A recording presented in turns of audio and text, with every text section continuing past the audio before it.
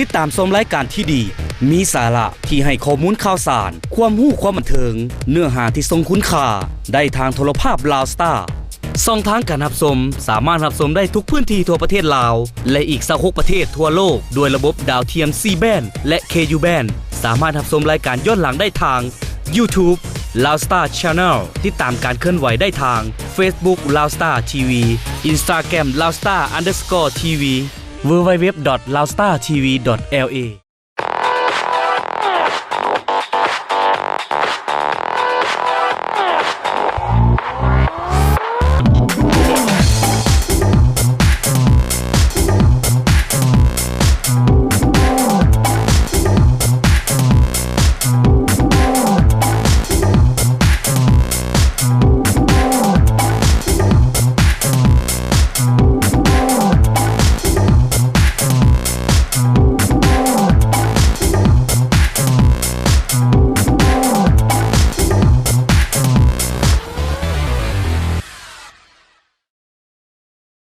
สนับสนุนโดย DK คลินิก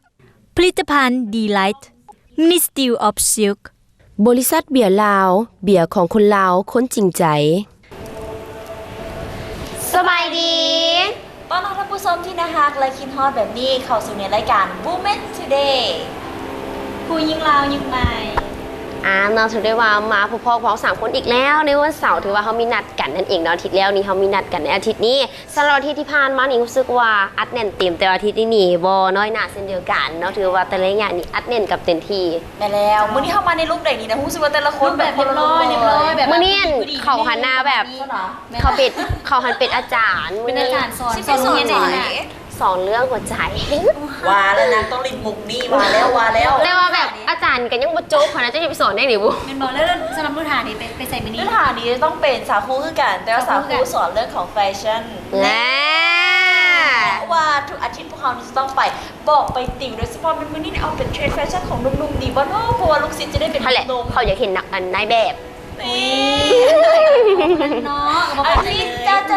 แมนทางด้านไหนจะเป็นผู้หญิงผู้ชายจะเป็นเท้าแบบหรือนางแบบสินี่ต้องหาติดตามความสมตั้งรายการพอนี่บอกเลยว่าต้นจนจบนี่ครบถ้วนอัดแน่นเลยและความงานเดวันนี้เด้ความงานนี่ก็ขออุปกรณ์มาสิพาไปสายเนาะเพราะว่าถ้าเราบอกไปแล้วอาจจะแบบว่าบางคนเนาะบ่มักขี้หน้าเลยหน้าเด็กกับบ่เบิ่งประมาณแต่ว่าซีสาขาถาสุราบ่มักตัวนี้เขาต้องเปลี่ยนซ่องหนีแต่ทำอินแล้วหมายความว่าทุกคนที่เบิ่งอยู่นี่แปลว่ามักแม่นบ่แม่แล้วแต่ละอย่างของ Women Talk นี่เอาเป็นว่าจะไปใส่ท่าที่ตามได้แต่ว่าถ้าเป็นหนุ่มๆนี่ต้องได้พิกกับโปรดิวเซอร์อีกแล้วคันเอาลีน่าไปนี่หนุ่มๆนี่ต้องแมนคิวของลีน่าแน่นอนก็ไม่อยากเนาะพวกเขาจะพัดเปลี่ยนกันไปอยู่แล้วแม่แล้วพยายามเข้าใจอยู่แล้วแต่ว่าในระยะเริ่มต้นนี้ถามอดใจรอถามบ่ไหวกันแล้วว่าคนบางคนจะพาไปใส่ดีเอาเป็นว่าขั้นอยากฮู้กับสิบ่บอกซะเนาะขั้นมีแต่ทางผู้ชมสิบอกอยู่แต่ว่า2คนนี้บ่บอกเลยเอาเป็นว่าไปติดตามเบิ่งพร้อมกันเลยว่าจะไปใส่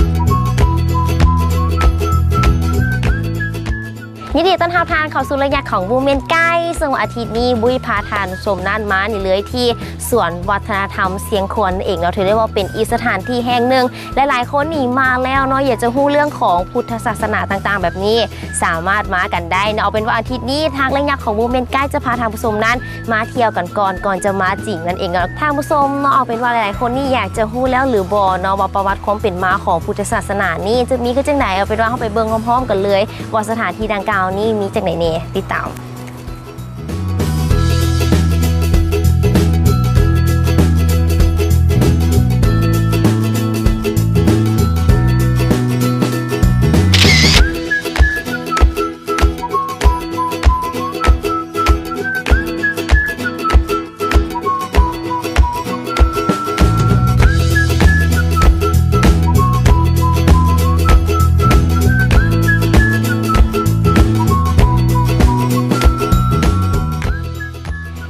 มและในตอนนี้บุ้ยก็อยู่กับผู้จัดการสวนวัฒนธรรมวัดเสียงขวนนั่นเองเนาะนั่นก็คือไอ้ายศรีวิไลธรรมวงศ์สบายดี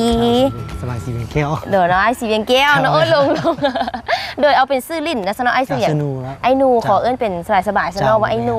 โดยเนาะไอ้นูสำหรับปัจจุบันนี้ถือได้ว่าเนาะสวนวัฒนธรรมวัดเสียงขวนนี่ก็เป็นอีกสถานที่หนึ่งที่ว่า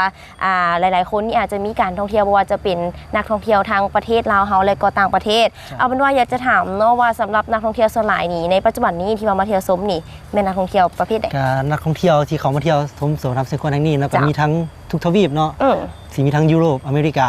โดย แล้วก็เป็นอาเซียนแถว อาเซียน ญี่ปุ่นแล้วก็เกาหลี โดย แต่ปกติวันเสาร์วันอาทิตย์นี่สิเป็นนักท่องเที่ยวคนลาวเป็นส่วนหลาย สำหรับวันเสาร์วันอาทิตย์นั่นเองเนาะ จ้ะ และสำหรับการบริการเดทางสวนวัฒนธรรมเขานี่มีการบริการอย่างไร เจ้าทั้งยั่วในสวนน้ำเสียงขวนของเขาเนาะมีทั้งห้านอาหารเนาะ อืม มีจุดบริการถ่ายรูปแล้วก็มีห้านขายเครื่องหัตถกรรมไว้คอยบริการนักท่องเที่ยว จ้ะ ที่เขามาเที่ยวชมในสวนน้ำเสียงขวนแห่งนี้เนาะ เนาะถือได้ว่ามีการบริการแบบว่าจะเป็นหลายๆคนเนี่ยอาจจะมีการลืมกล้องมาแบบนี้ จ้ะ ทางสวนวัฒนธรรมเขากับมีสร้างถ่ายรูปเช่นเดียวกันเนาะ จ้ะ ถ่ายปุ๊บเอาเมื่อได้เลยประมาณนี้ โดยเอาเป็นว่าตอนนี้หลายๆคนนี่อยากจะฮู้เส้นเดียวกันกับบุ้ยเช่นเดียวกันเนาะว่าสวนวัฒนธรรมดังกล่าวนี้เพิ่นสร้างขึ้นนี้เพื่ออย่างตัวนี้ เจ้าสวนน้ำเสียงขวนแห่งนี้เนาะสร้างขึ้นปีพศ 2501 หรือปีคศ 1958 โดยหลวงปู่บุญเหลือสุริรัตน์ จ้ะ สร้างเพื่อเป็นพุทธสถานและเทวสถานผู้ใดมีจิตใจใส่ศรัทธาเนาะ อืม อยากฝากตัวเป็นสาวกพุทธศาสนาก็เขามาสามารถมาหาหลวงปู่บุญเหลือแล้วก็ ได้ ช่วยกันสร้างสถานที่แห่งนี้ขึ้นมาเนาะ เจ้าโดยเนาะว่าง่ายๆว่าด้านพุทธศาสนาเนาะถือได้ว่าก้าวเข้ามานี่บ่ว่าจะเป็นเห็นหมดเลยเนาะบ่ว่าจะเป็นเรื่องของพุทธศาสนาต่างๆ และนอกจากนั้นนี่สังเกตเห็นเนาะบ่ว่าจะเป็นพุทธศาสนาแล้วยังมีอย่างอีกตัวนี้ เจ้าหลวงปู่บุญเหลือสุริรัตน์เป็นพราหมณ์เนาะดังนั้นการสร้างสวนน้ำสิงควรแห่งนี้มันจะอิงในศาสนาเป็นหลัก อืม หนึ่งเป็นศาสนาพุทธสองเป็นศาสนาพราหมณ์ก็สิมีรูปปั้นต่างๆของพระศิวะพระนารายณ์และก็พระพรหมเทพสูงสุดของศาสนาฮินดู จ้ะ แล้วก็สิมีรูปพระพุทธรูปตั้งแต่ตอนประสูติของสมมาสัมพุทธเจ้าเนาะ45พรรษาในการปฏิบัติพุทธกิจจนฮอดมื้อดับขันปรินิพพาน เจ้า สิมีทั้งหมดอยู่ในสวนน้ำสิงควรแห่งนี้ เว้าได้ง่ายว่าผู้ใดที่ว่าอยากจะฮู้เกี่ยวกับเลิกเซิงเลยเรื่องของพุทธศาสนานี่เริ่มตั้งแต่การประสูติแบบนี้ แม่นละ จนฮอดตอนปรินิพพานขององค์สมมาสัมพุทธเจ้านั่น เจ้า เอง โดยเนาะสังเกตเห็นว่ามีอีกสถานที่แห่งหนึ่งหลายๆคนนี่อาจจะเข้าใจผิดคือกันกับบุ้ยนั่นเองเนาะว่าจะเป็นสวรรค์และก็นรกที่ว่าตัวนี้นี่อยากให้อ้ายพาไปเบิ่งแล้วก็อธิบายรายละเอียดให้ฟังเลยว่าเป็นจังได๋แท้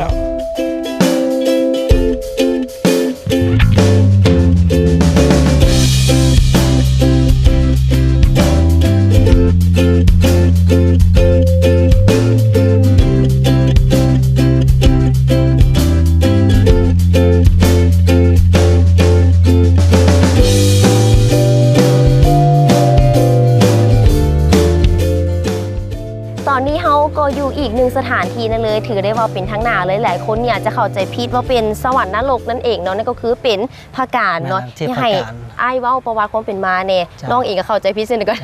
แล้วก็เป็นจริงหลายคนคือห้องกับติดป่าว่านรกสวรรค์เนาะ แม่น เพราะว่าความเป็นจริงแล้วมันก็มีทั้งสั้นสวรรค์และสั้นนรก เจ้า แต่ก็เป็นจริงแล้วเทพองค์นี้คือเทพพระการ อืม พระการผู้ควบคุมเวลาของจักรวาลสรรพสิ่งที่มีชีวิตอยู่ในภพภูมิต่าง อืม ๆ หน้าที่ของพระการคือควบคุมว่าผู้ใดจุติในภพภูมิใดและสิไปจุติในภพภูมิใหม่นั่นจะต้องเฮ็ดสร้างบุญสร้างกรรมแบบใด ยกตัวอย่างมนุษย์เฮาเนาะสร้างอกุศลกรรมหลาย หลังจากเบิดเวลาในภูมิของมนุษย์นี้ไปแล้วสิไปจุติในภูมิของนรก เจ้า เพื่อไปสดใส้กรรมก่อน จ้ะ แล้วจึงไปจุติในภพภูมิใหม่ โอ้ มนุษย์ผู้ใดประกอบบุญศีลกินทานที่ใจเป็นเมตตากรุณาเนาะหลังจากเบิดภูมิมนุษย์นี้ไปแล้ว เจ้า สิไปเสวยผลบุญอยู่ภูมิของสวรรค์สั้นที่สอง สั้นที่สอง ที่ว่าบนห้องว่าสวรรค์นรกเนาะ โดย ยังบ่เข้าใจสั้นที่สามเนาะสั้นที่สามก็คือภูมิของพญานาค เจ้า ถ้ามนุษย์ผู้ใดมีความซื่อสัตย์ยุติธรรมจริงใจนักแน่นทุนเทียง เจ้า หลังจากเบิดเวลาในภูมิของมนุษย์นี้ไปแล้วสิไปบำเพ็ญตบะอยู่ในภูมิของพญานาคเพื่อไปจุติในภูมิของพรหม อืม แล้วงาที่เราเห็น